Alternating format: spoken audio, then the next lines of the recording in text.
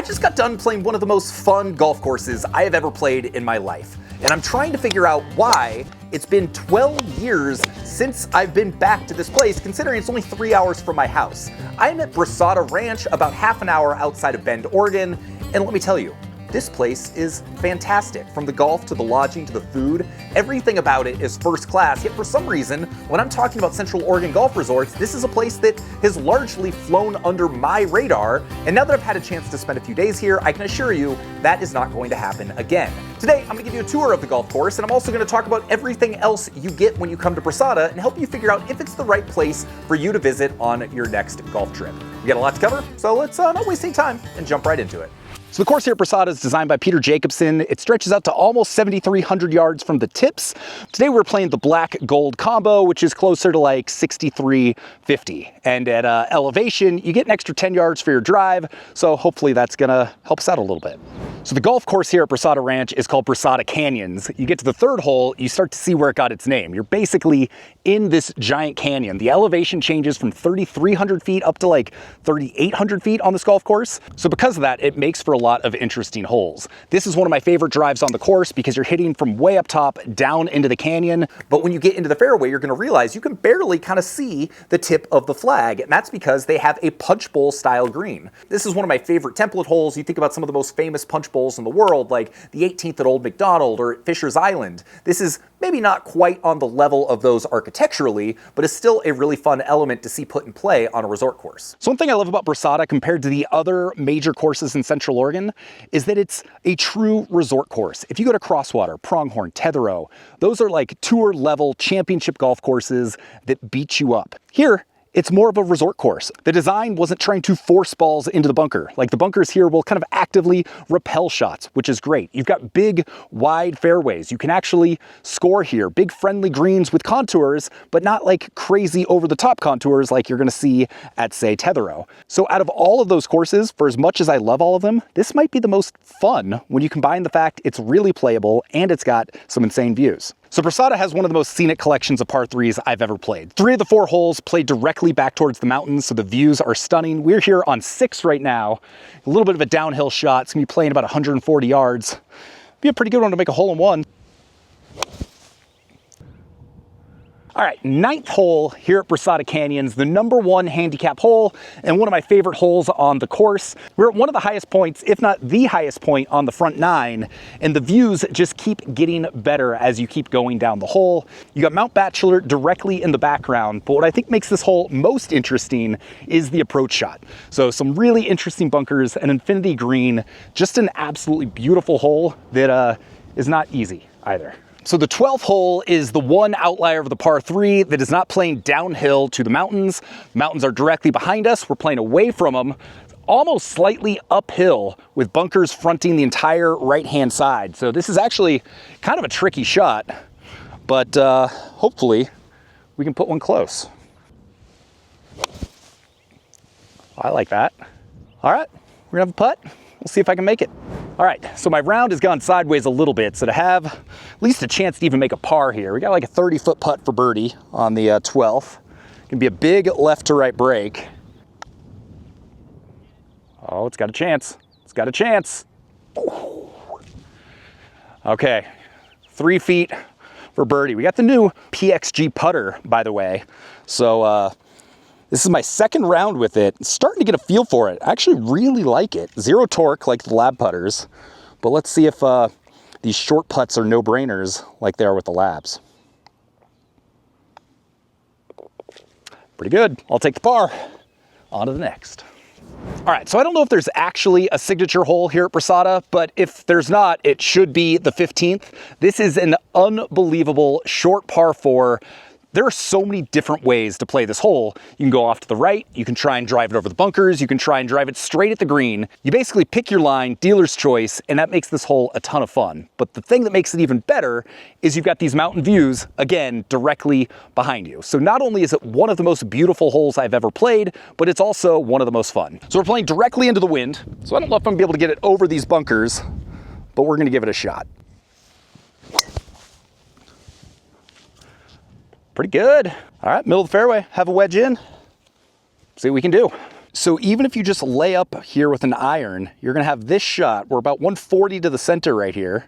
Totally doable, don't need driver, but obviously most people are gonna hit the big stick because, well, it's kind of fun. A number of years ago, during one of the big tournaments at the club, during the horse race, someone actually made a hole-in-one on this hole in front of over 100 people, which you've got to imagine that was an absolutely insane scene. All right, 255-yard drive, leaves us 86 to the center. Got to get it over this bunker, so still playing into the wind. Try and knock it close.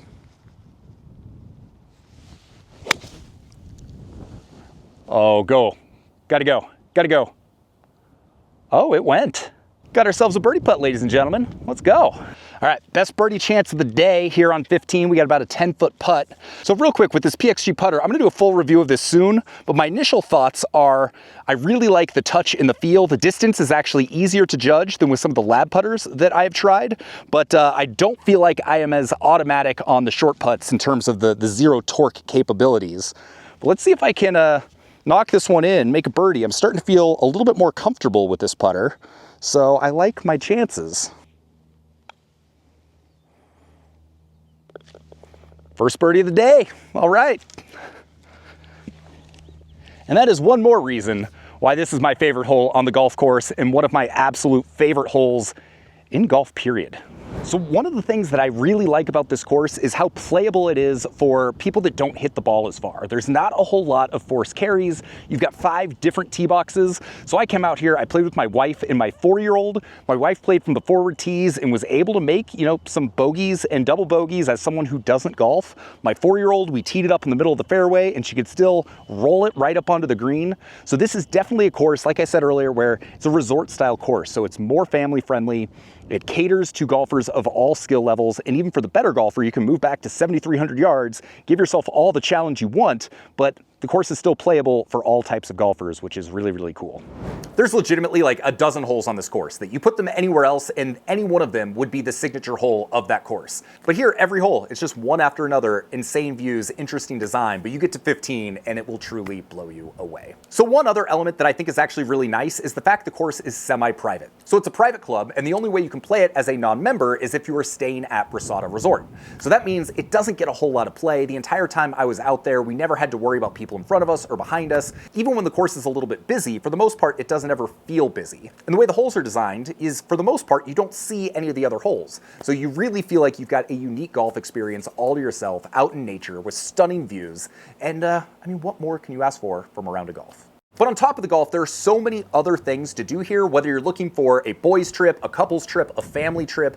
Brasada is one of those places, as are a lot of the places in Central Oregon, that can really cater to whatever type of trip that you want. So before coming out here, me and my wife were kind of debating, do we want to make this a romantic getaway for us? And if you do that, you can stay in the brand new bungalows that have just been built in the last couple years that are absolutely stunning. So these bungalows are adults only. They've got a modern design. They overlook the mountains. And then there's a private adults only pool right outside of them. So you can truly relax and not have to worry about the chaos of kids and families and all of that stuff that can happen at a lot of other resorts. But in the end, we decided we did want to take our 4-year-old, and we are so glad that we did. We're staying in one of the 2-bedroom cabins. We're overlooking the 9th tee box, and this place has honestly been perfect for us. There's 2 rooms that are essentially 2 masters, both ensuite kings. We've got a hot tub, we've got a nice big deck. The accommodations are really nice, and one of the great things about being in a cabin is you also have a full kitchen. So if you want to come out here for a week, you want to make some of your own meals, you are fully equipped and set up to do that. But if you're the type of person where you're like, yeah, I'm on vacation, I don't want to cook, you also have some great options. The 2 primary ones are the Ranch House and Wild Rye, and I'm going to be completely honest,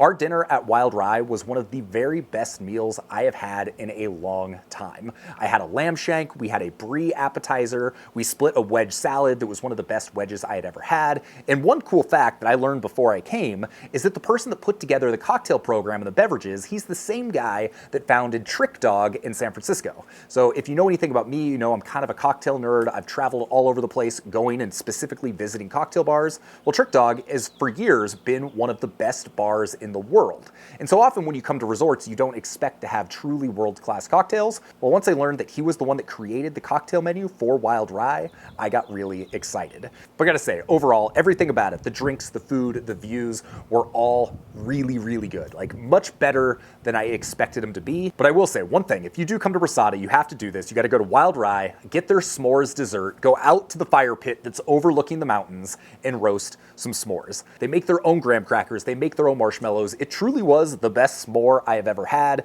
and watching my 4-year-old roast her marshmallow and run around at sunset, it was one of those like core memory type moments, not just for her, but for my wife and I as well. So Wild Rye would be considered the fine dining option, which everything here is super casual. You can show up in shorts, flip-flops, not a problem. But the more casual option is the ranch house. So you can go there for breakfast, lunch, or dinner. The potatoes we had for breakfast this morning were some of the best potatoes I have ever had, and the food there across the board is wonderful. And you can also go sit on the deck there and be treated to epic views. One of the recurring themes you're gonna find at Brasada is insane epic views. They're great. So let's say you're coming out here with your family, not everyone's a golfer, you might be wondering, well, what else is there to do?